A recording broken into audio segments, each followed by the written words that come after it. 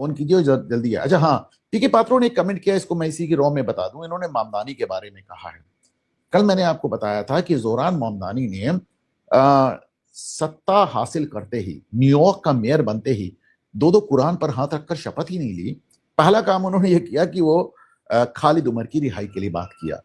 खालिद उमर के लिए उनके अब्बा, खालिद उमर के अब्बा जोरान ममदानी से मिलके आए थे। अब आप देखिए, पहली बात तो जोरान ममदानी ये जो खोजा मुस्लिम है, खोजा मुस्लिम को हमारे यहाँ मुस्लिम ही नहीं मानते। जो बाकी मुसलमान हैं उनको मुसलमान ही नहीं मानते। उनमें से 90% तो वो आगा खान के पीछे हैं, उनको तो काफिर मानते हैं, उनकी तो जान के पीछे हैं। लेकिन फिर आप कहेंगे जोरान ममदानी को पूरी दुनिया कैसे इतना सपोर्ट कर रही? दो कारण है। एक तो उन्होंने आगा खान से अलग करके अपने को शिया डिक्लेयर कर रखा है। दूसरी बात, एक मुस्लिम समुदाय में ये चीज सीखने की है। खोजा मुसलमान को, ये गुजराती मुसलमान है जो वैश्य समुदाय से आए हैं। पूरे हिंदुस्तान का मुसलमान ही पूरी दुनिया का मुसलमान इनको खारिज करता है, इनको इस्लाम से खारिज करता है। ये पाकिस्तान में हो तो इनको नागरिकता नहीं मिल सकती, इनको एफिडेविट देना पड़ेगा। जैसे वहां पे अहमदिया मुसलमानों को एफिडेविट देना पड़ता है उसके पहले, पासपोर्ट बनवाने के पहले, कि हम मुसलमान नहीं हैं, इनको एफिडेविट देना पड़ेगा वहां पे। लेकिन पूरी दुनिया के मुसलमान ने समझा कि यार अपना आदमी न्यूयॉर्क में बैठ गया है, हम इसको अब मुसलमान मान लेते हैं। ये कितनी खूबसूरत बात है।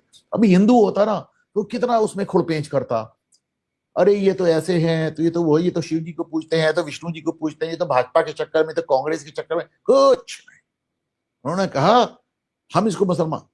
भाई सुन्नीस तो शियास को भी मुसलमान नहीं मानते, और शियास तो आप जानते हैं पूरी दुनिया में केवल 10%, 90% तो सुन्नी है, पर 100% मुसलमान इस समय ममदानी के फेवर में। क्यों? अपना आदमी बैठ गया है, और वो अपना आदमी अपनी जैसी बात भी कर रहा है। अब आइए आप, ये खालिद उमर वाली बात पे, खालिद उमर के अब्बा, मैंने ट्वीट किया, फिर किसी ने उसमें जोड़ा भी। खालिद उमर के अब्बा इस समय all India Muslim personal law board के प्रवक्ता हैं, स्पोक्समैन। कोई बात नहीं, खालिद उमर के अब्बा इसके पहले सिमी चला रहे थे, वो बैंड ऑर्गेनाइजेशन। जब उसमें गिरफ्तारियां शुरू हुई तो सिमी छोड़ के भागे all India Muslim personal law board पे। चलिए वो भी कोई बात नहीं। खालिद उमर दिन रात कश्मीर को तोड़ने की बात करते हैं, भारत में आग लगाने की बात होती, चलो वो भी कोई बात नहीं। जोरान ममदानी खुलेआम डंके की चोट पर कुरान पे हाथ रख के दुनिया भर की बात कर रहा है, चलिए वो भी कोई बात नहीं। दिक्कत किस बात से? ये सब होने के बाद हमारे जो तथाकथित लिबरल हैं वो कहते हैं साहब ये लोग तो लेफ्टिस्ट हैं, ये वामपंथी हैं। ममदानी वामपंथी है, खालिद उमर वामपंथी, उनके अब्बा वामपंथी है। अरे भैया, वामपंथी मतलब नास्तिक, वामपंथ मतलब नास्तिकता, और इस्लाम में वामपंथ नहीं हो सकता। जब आप किसी से पूछते हैं आप वामपंथी हो, कह देते हैं नहीं है। शर्जील इमाम इतने दिन से जेल में है, वामपंथी बने हुए हैं। चुनाव लड़ने कहा जा रहे थे किशनगंज, जहां से ओवैसी जीते, समझ लीजिए। वो किसी इस्लामिक मुल्क में वामपंथ नहीं है। वामपंथी मुसलमान कहां होता है? केवल जहां लोकतंत्र होता है, वहां वो वामपंथ का चोला ओढ़ता है और इनके जैसे तमाम लोगों को बेवकूफ बनाता है, और ये उनके पीछे पीछे चल देते हैं कि भैया वामपंथी हैं।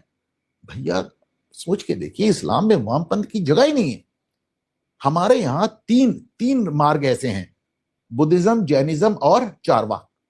9 मार्ग हैं, 9 में से 3 मार्ग ऐसे हैं जिनको नास्तिक मार्ग कहा जाता है, और वो भी सनातन का हिस्सा, हमारे यहाँ नास्तिकता का हिस्सा है। हम तो दूसरे मत को भी मानते।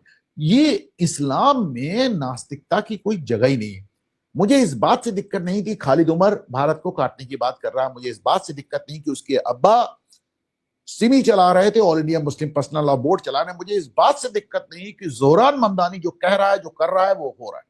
मुझे सिर्फ इस बात का खेद है कि अभी भी हिंदुओं की एक बहुत बड़ी जनसंख्या इनको वामपंथी मानती, इनको लिबरल मानती है। पहली बात तो लेफ्ट लिबरल अपने आप ही ले ली, कहते हैं गड़बड़ है। लेफ्ट लिबरल नहीं हो सकता, लिबरल लेफ्ट नहीं हो सकता। वामपंथ देखिए 3-4 चीजें कहता है। कहता है कि कोर्ट आजाद होनी चाहिए, बोलने की स्वतंत्रता होनी चाहिए, और चुनाव कायदे से होना चाहिए। लेकिन जब कोई वामपंथ स्टेट बनता है, चाहे यूएसएसआर था, चाहे नॉर्थ कोरिया है, चाहे चाइना है, चाहे ईस्टर्न यूरोप था, उसमें ना कोर्ट होती है, ना बोलने की आजादी होती है, ना लोकतंत्र होता है। कमाल की बात है।